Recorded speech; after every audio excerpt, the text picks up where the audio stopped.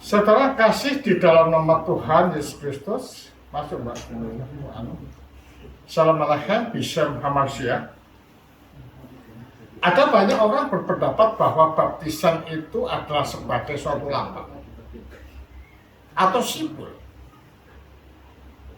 Kalau dikatakan bahwa baptisan itu hanya sebagai suatu simbol atau lambang, seperti yang diajarkan oleh gereja-gereja yang lain, maka tidak mempunyai dampak dalam kehidupan Kristen. Ya, orang Kristen itu hanya sebagai sebutan, tetapi dia tidak pernah masuk di dalam pemanunggalan dengan Kristus. Padahal baptisan ini adalah merupakan suatu langkah pertama atau titik pijak pertama manusia bisa masuk dan mengambil bagian di dalam kodrat ilahi. Karena itulah baptisan sangat penting. Bahkan baptisan ini sebelum direalisasikan, jauh sebelumnya sudah dikatakan. Coba dilihat di dalam Efesus 2 ayat 11 sampai 12. Yang disimbolkan dengan apa? Dengan sunat.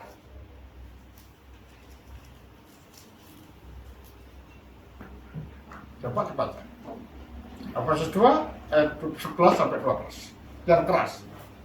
Efesus 2 ayat 11 sampai 12 firman Tuhan.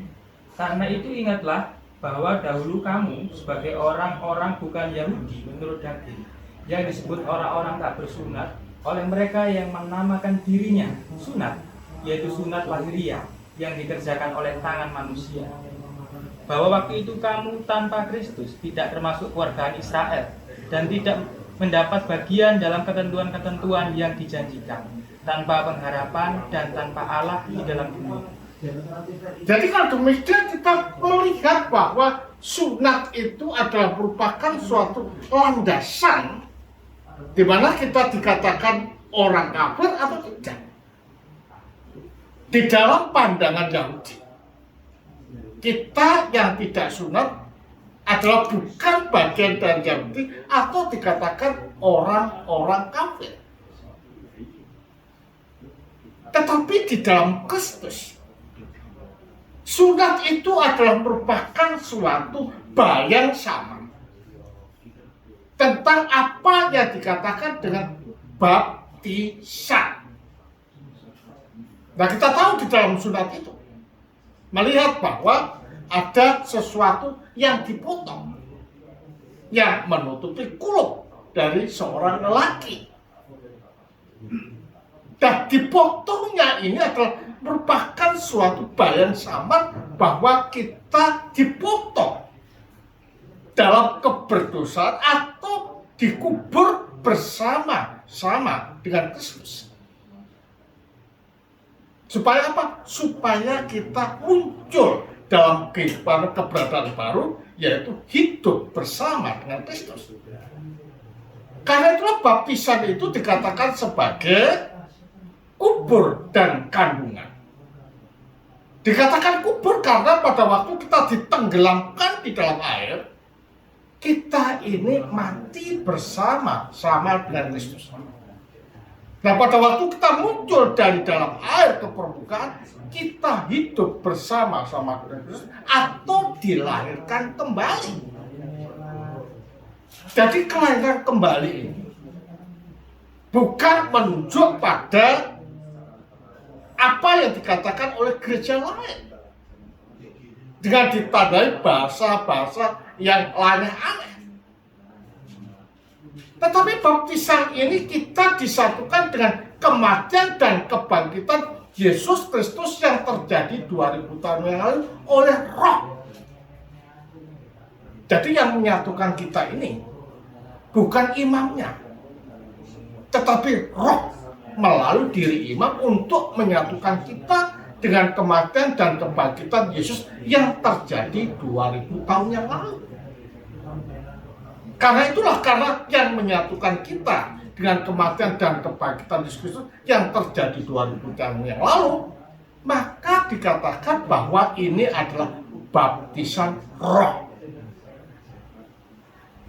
Nah, jadi kalau demikian di dalam Efesus ini adalah bayang samar menuju pada baptisan. Karena itulah baptisan tidak dapat dikatakan sebagai lambang, tetapi realita konkret bahwa kita disatukan dengan kematian dan kebangkitan Yesus Kristus.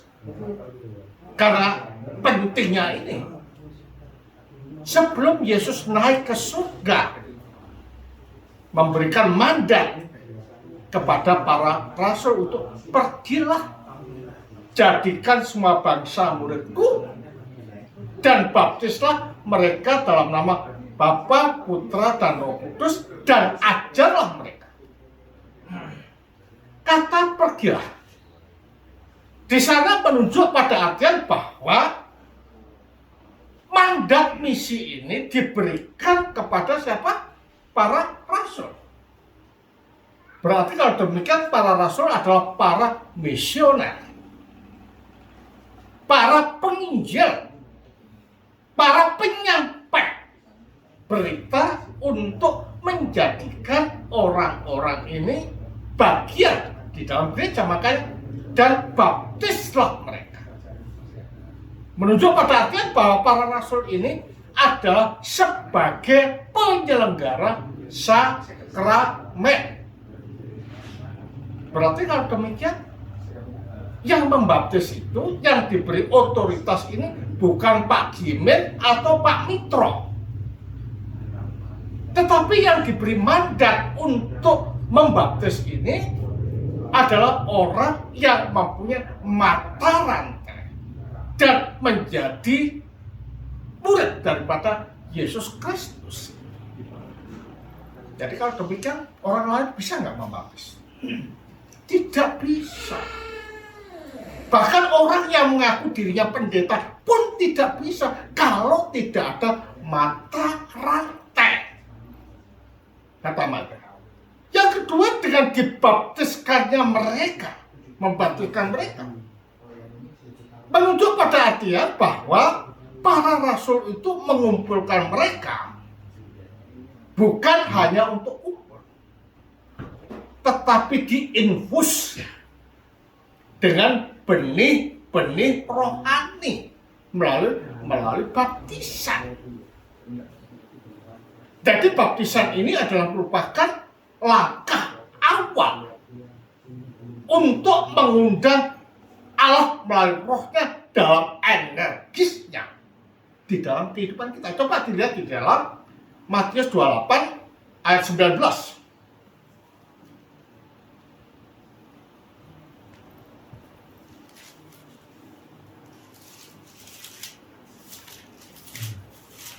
Ya. Firman Tuhan, karena itu pergilah, jadikanlah semua bangsa muridku dan baptislah mereka dalam nama Bapa dan Anak dan Roh Kudus. Dalam nama Bapa dan Anak dan Roh Kudus tidak dikatakan dalam nama-nama.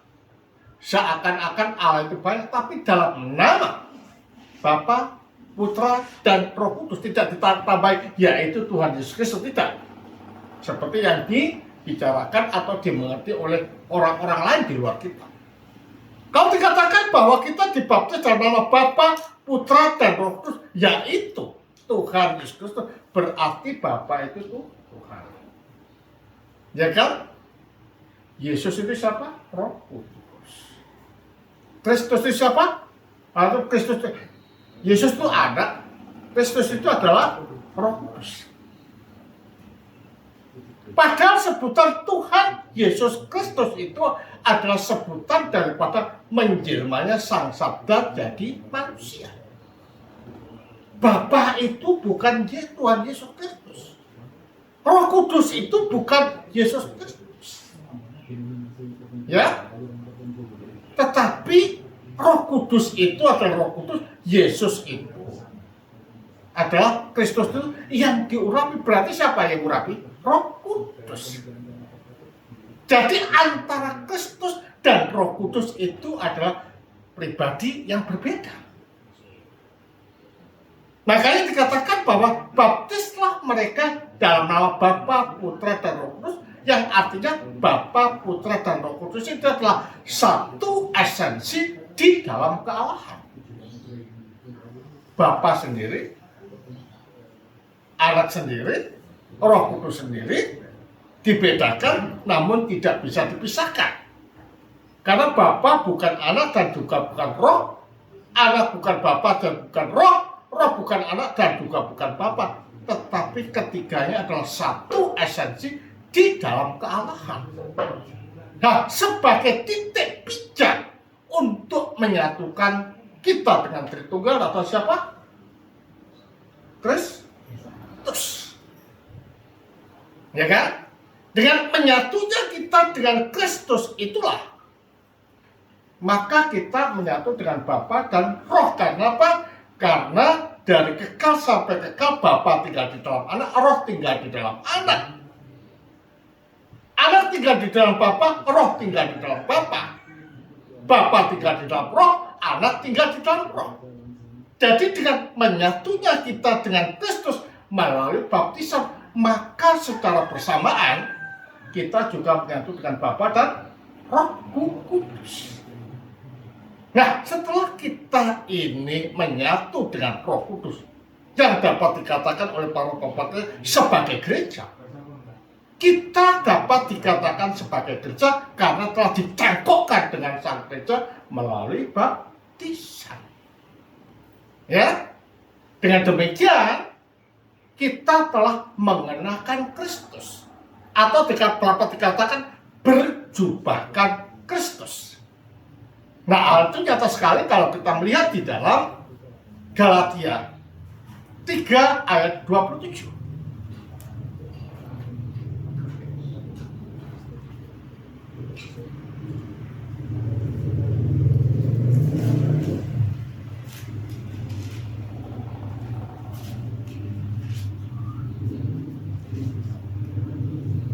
Keras? Galatia 3 ayat 27. Karena kamu semua yang dibaptis dalam Kristus telah mengenakan Kristus. Siapa yang telah dibaptis dalam Kristus telah mengenakan Kristus atau berjubahkan Kristus.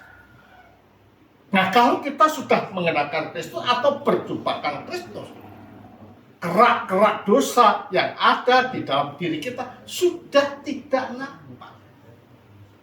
Artinya dikubur bersama-sama dengan Kristus. Dengan demikian yang nampak adalah Kristus di dalam kehidupan kita. Dengan demikian yang ada kesucian, yang ada kemurnian, yang ada kesempurnaan, yang ada tanpa cacat di dalam kehidupan kita orang percaya. Makanya pada waktu dibaptis, secara prinsip kita telah diselamatkan. Secara prinsip kita telah diselamatkan. Tetapi kan kita masih hidup di jagat. Kadang kita masih berbuat dosa. Nah, kepenuhan daripada keselamatan ini adalah pada waktu Yesus datang kedua kali. Makanya di dalam paham Kristen Ortodoks tentang keselamatan telah, sedang, dan akan. Ya kan? Nah, dengan kita dibaptis, maka meterai Roh Kudus itu masuk di dalam kehidupan kita. Coba kita lihat Efesus 1, 13.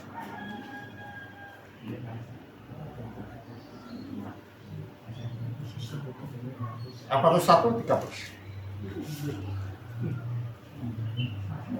Firman Tuhan, di dalam Dia kamu juga, karena kamu telah mendengar firman kebenaran, yaitu Injil keselamatanmu. Kamu telah dimeteraikan Dengan Roh Kudus. dengan Roh Kudus.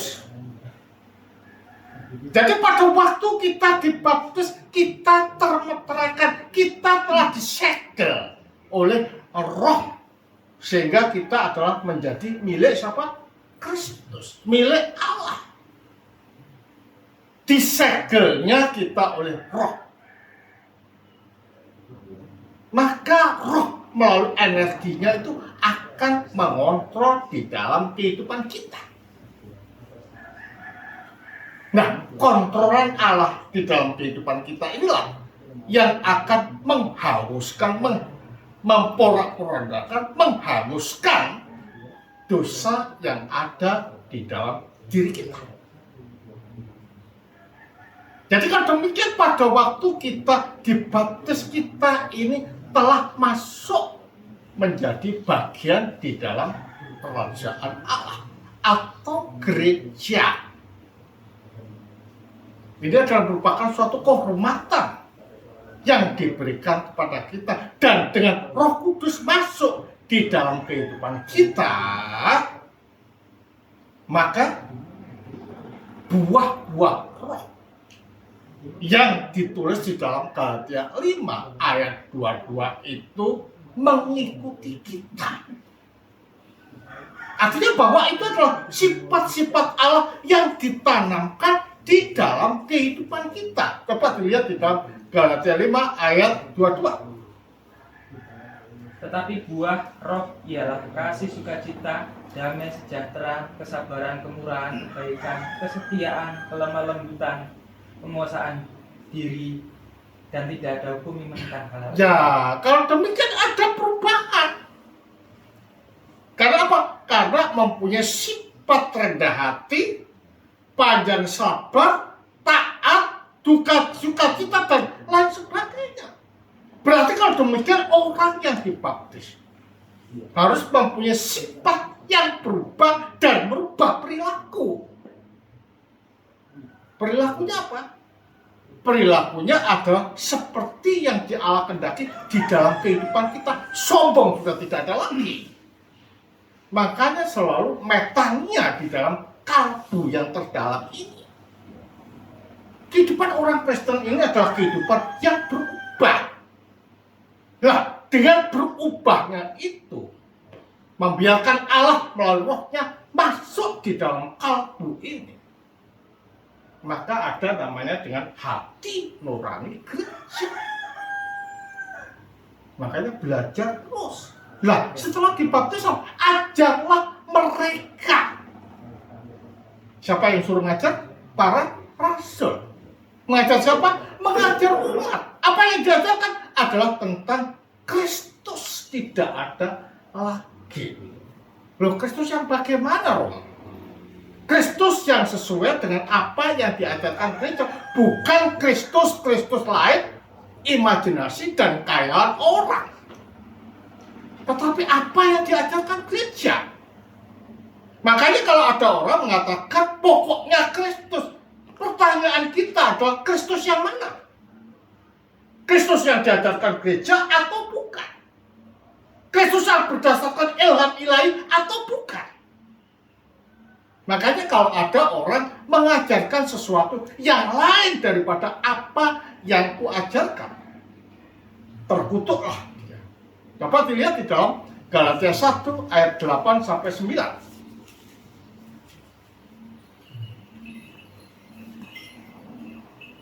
Tetapi sekalipun kami atau seorang malaikat dari surga yang memberitahukan kamu suatu Injil yang berbeda dengan Injil yang telah kami beritakan kepadamu, terkutuklah dia. Terkutuklah dia.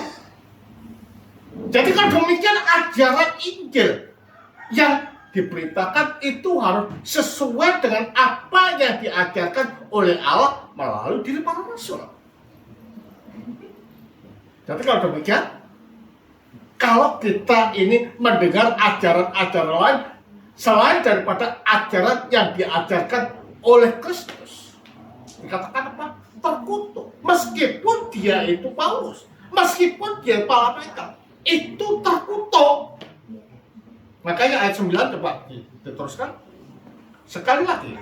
Seperti yang telah kami katakan dahulu, sekarang kukatakan sekali lagi, jikalau ada orang yang memberitakan kepadamu suatu Injil yang berbeda dengan apa yang telah kamu terima, terkutuklah dia. Terkutuklah dia. Jadi kan demikian standar suatu ajaran ini bukan Pak Titro ya, bukan Pak Miun loh ya, tetapi para rasul. Jadi kalau orang mengatakan pokoknya Kristus, Kristus yang mana? Yang diajarkan para rasul atau Pak Citro? Ya? Yang diajarkan para rasul atau orang lain? Standar kita ini bukan ajaran yang lain, tetapi para rasul yang adalah sebagai suatu standar dari ajaran yang diajarkan oleh Yesus. Jadi kalau demikian, baptisan ini adalah yang menyelamatkan. Makanya dikatakan di dalam Titus 3 ayat 4 sampai 5. Baca terus. Kasih ketika nyatakan Tuhan Allah selamat kita dan kasihnya kepada manusia, pada waktu itu Dia telah menyelamatkan kita, bukan karena perbuatan baik yang Bukan karena perbuatan baik, tetapi oleh karena pemandian kelahiran kembali. Jadi kalau demikian jelas bahwa keselamatan ini bukan didasarkan pada perbuatan baik kita, tetapi oleh rahmat pemandian kelahiran kembali. Apa itu? Baptisan. Nah, realita inilah yang menegaskan apa yang dikatakan di dalam Lukas 16 ayat 16. siapa yang percaya dan dibaptis akan diselamatkan, tetapi siapa yang tidak Ya, Markus 16 ayat 16. Barang siapa yang percaya dan dibaptis akan diselamatkan. Tentu saja yang tidak percaya ya tidak akan diselamatkan. Berarti kalau demikian tidak hanya terbatas pada percaya, tetapi percaya ini harus dibuktikan dengan realita nyata dibaptisnya mereka. Berarti kalau demikian, arti keselamatan itu adalah penyatu tunggalan kita dengan Allah melalui Yesus Kristus. Nah, bukti ini diwujudkan dengan perumpamaan tentang pokok anggur. Ya kan? Cara yang tidak menempel pada pokok anggur akan dipotong, ditebang dan dibakar. Jadi kalau demikian, baptisan ini adalah merupakan suatu sarana penting bagi kita untuk mendapatkan apa itu keselamatan. Dan keselamatan ini adalah menunjuk pada pemanunggalan kita dengan Kristus. Dengan manunggal dengan Kristus terus-menerus melalui sakramen-sakramen yang dilakukan di dalam gereja dan disediakan dalam gereja, maka kita akan selalu dipelihara untuk mencapai keselamatan. Karena itu pada waktu mau mengambil perjamuan kudus nanti harus puasa. Ya, yang punya istri atau punya suami malam minggu tidak boleh kumpul. Ya, puasanya juga seperti itu. Tidak boleh kumpul sampai kita mengambil perjamuan kudus pada hari minggunya. Demikian juga pada waktu puasa putaran mingguan, hari Rabu dan Jumat, pada waktu kita puasa itu kita tidak boleh kumpul dengan istri dan suami. Nah, dari sini kita dapat melihat bahwa di dalam gereja ortodoks ini menekankan apa? Menekankan tentang penyatu tunggal dan mengingat kepada Sang Juru Selamat Yesus Kristus, karena Dia yang menjamin tentang pembaharuan, pengharapan dan keselamatan. Nah, demikian yang dapat Romo berikan sebelum kita dibaptis. Ada yang tanya tentang baptisan? Ada? Sudah jelas? Oke, kalau kita akan memulai baptisan. Nah, kiranya Tuhan memberkati kita semua. Amin. Monggo Romo, stop terus.